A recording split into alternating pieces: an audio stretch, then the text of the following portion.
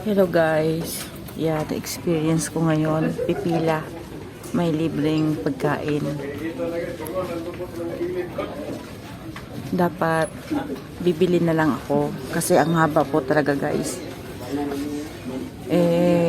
Lumapit kami doon sa counter, sabi hindi daw pwede kasi para sa may ticket daw. Tapos lumapit din kami doon sa isa, pinagtanong ko sa pinsan ko na pwedeng bumiling kanin. Ang sabi, bumaba kami, bumili kami doon sa naglalako. Ayaw nila magbenta kasi daw para sa ticket libre. Guys, so haba ng pila. Haba ng pila. Ngayon, no choice kundi pipila.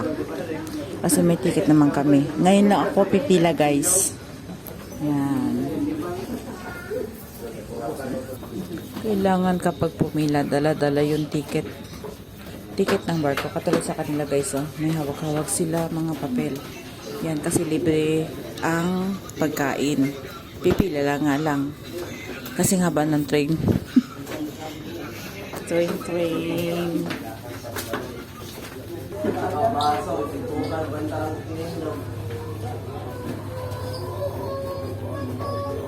Yan ang sinasabi. Kapag may tiyaga, dapat magtiyaga kang pumila. Pero kapag walang tiyaga, may naglalako naman bibili. Dapat ganoon ginawa ko. Ngayon, nagtiyaga ako pumila ngayon guys. Yan.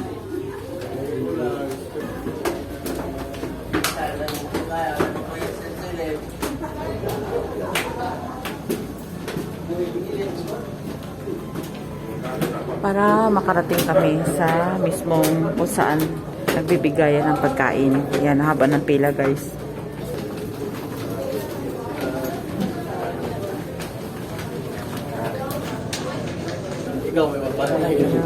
May dala-dala na silang pagkain. So, kasi nagtiyaga magpila. Kaya, ayun, pipila din ako guys.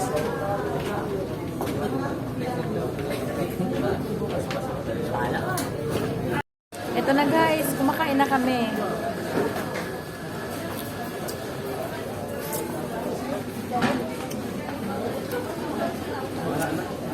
Ulam namin manok. Binibigyan kami din, manok din ulam.